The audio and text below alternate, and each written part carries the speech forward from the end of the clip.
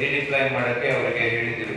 ಆಮೇಲೆ ನಮ್ಮ ಬೇರೆ ಬೇರೆ ಖಾಸಗಿ ಶಿಕ್ಷಣ ಸಂಸ್ಥೆಗಳು ಬಸ್ಸನ್ನು ನಾವು ತಗೊಳ್ತಾ ಇದ್ದೀವಿ.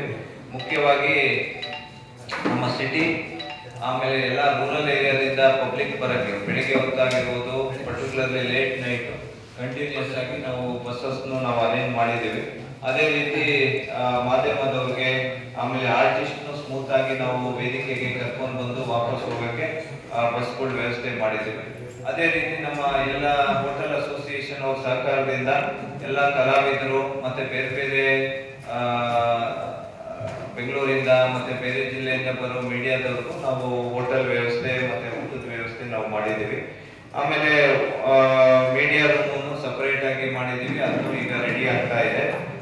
ಅದರ ಜೊತೆಗೆ ಪರ್ಟಿಕ್ಯುಲರ್ಲಿ ನಾವೇನು ಒಂದು 100 ಊಟದ್ದು ಮೇಳ ಮಾಡ್ತಾ ಇದ್ದೀವಿ, ಫುಡ್ ಸ್ಟಾಲ್ ಮಾಡ್ತಾ ಇದ್ದೀವಿ.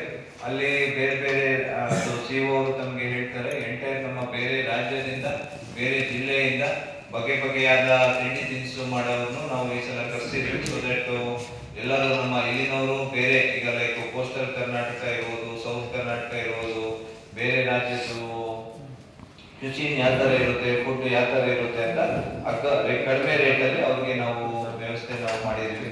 ಸೊ ಅದ್ರ ಜೊತೆಗೆ ಕಂಟಿನ್ಯೂಸ್ ಆಗಿ ಅಲ್ಲಿ ಹೈಜೀನ್ ಮೇಂಟೈನ್ ಮಾಡೋಕ್ಕೆ ಆಮೇಲೆ ಕುಡಿಯೋ ನೀರು ವ್ಯವಸ್ಥೆ ಮಾಡೋಕ್ಕೆ ಕಾರ್ಪೊರೇಷನ್ ಅವರು ಒಂದು 350 ಜನದ್ದು ಪೌರ ಕಾರ್ಮಿಕರು ಕಂಟಿನ್ಯೂಸ್ ಆಗಿ ಅಲ್ಲಿ ಸ್ಟೇಜು ಮತ್ತು ಅಗ್ರಿಕಲ್ಚರ್ ಯೂನಿವರ್ಸಿಟಿ ಕ್ಯಾಂಪಸ್ ಅಲ್ಲಿ ಪರ್ಮನೆಂಟ್ ಆಗಿ ಸ್ಟೇಷನ್ ಆಗಿದ್ದಾರೆ. ಕಂಟಿನ್ಯೂಸ್ 3 ಶಿಫ್ಟಲ್ಲಿ ಅವರು ವ್ಯವಸ್ಥೆ ಅವರು ಮಾಡ್ತಾ ಇದ್ದಾರೆ. ಆಮೇಲೆ ಸೆಕ್ಯೂರಿಟಿ ತಾವು ಕೆಲವರು ನಿನ್ನೆ ರಿಲೀಸ್ ಮಾಡಿದ್ರೆ, ಸೊ ಮಕ್ಕಳ